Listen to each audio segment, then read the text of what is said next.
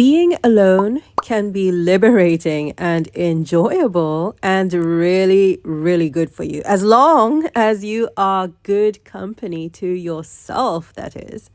And you can tell the difference between good company and the other kind. You can tell the difference, right? I know I can.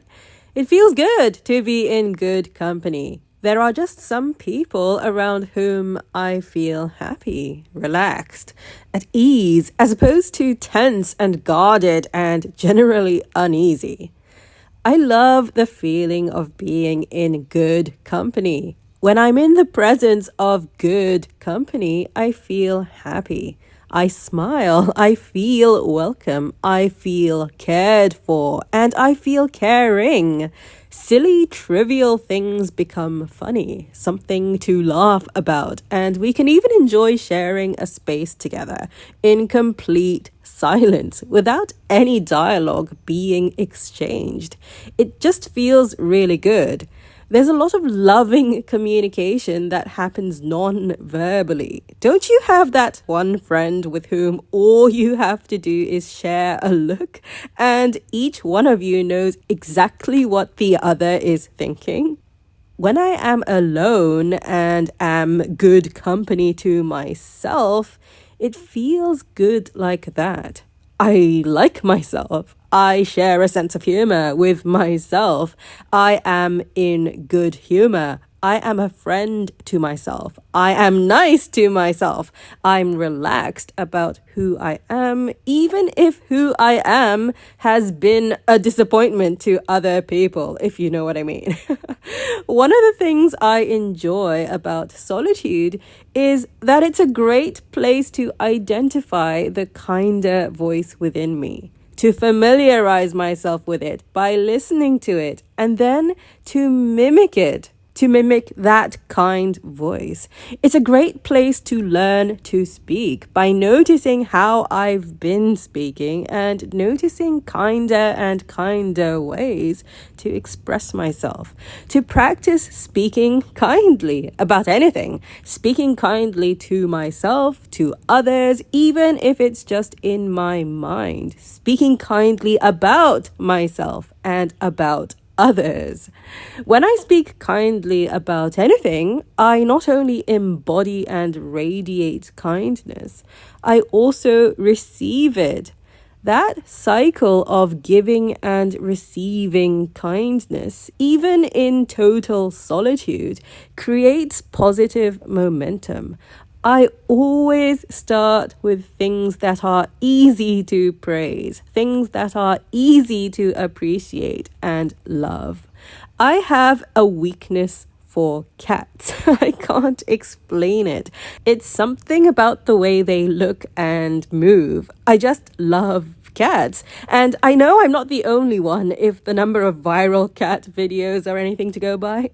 Cats are so easy for me to love and appreciate. There's no thinking involved other than, wow, what a perfect creation. What a perfect design. What a perfect creature. Things that are beautiful to me are easy for me to love and appreciate and be in awe of. Things that I don't find beautiful, well, I don't find beautiful, even if other people do. What I can appreciate about things that I don't find beautiful, though, is my ability to perceive and recognize what I prefer. Somebody created me with this ability, this feature, this thing I am equipped with that allows me to perceive and recognize what it is I find beautiful or not. And that is a pretty amazing design feature. Well, who created me? I could say my biological parents. I could say I inherited all of my abilities from them, but where did they get it from? Where does sentience come from? Where does awareness come from? Where does life come from? What is the source of all life? Whether you call it God, life energy, source, Something has allowed me to come into existence and become what I am now, with all of my current beliefs and attitudes about everything. Something that feels pretty unknowable, yet all around me and in me. And that is pretty amazing. Something about the life that flows in me and through me includes awareness. Awareness that allows me to feel an impulse to go do something I enjoy, whether it's to eat a juicy, ripe orange, take a quiet walk along the river, pet a sweet, sweet cat, or even go spend some time with another human being, effectively breaking my solitude. To move in the direction of the things I prefer, essentially, for no other reason than because that's what I prefer in my here and now. It's that feeling of connection with the energy of loving awareness that I find so wonderful. Sometimes I feel it in the presence of other people, and sometimes I find it in solitude. The great thing about feeling that connection, that loving energy in solitude, is that when I'm alone, I know for sure there is no doubt as to who is responsible for my connection or lack of connection.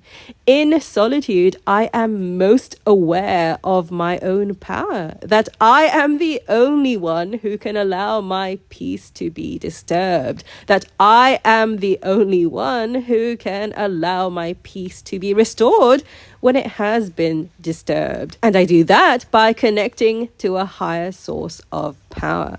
The same source of power that's just made it start to rain, apparently. You can hear it in the background. I connect to a higher source of power by taking the time and making the space in my life to make that connection and to strengthen it. Connection to a source of energy that is infinitely loving and live in the moment. A power that doesn't require me to say or do anything other than tune in and pay attention. Source, God, whatever you want to call it, doesn't require any words or action because it just knows. It knows who I am, how I'm feeling. And when I allow it, source energy, spirit, the force, whatever name you want to give it, when I allow it to fill me, I am comforted and encouraged.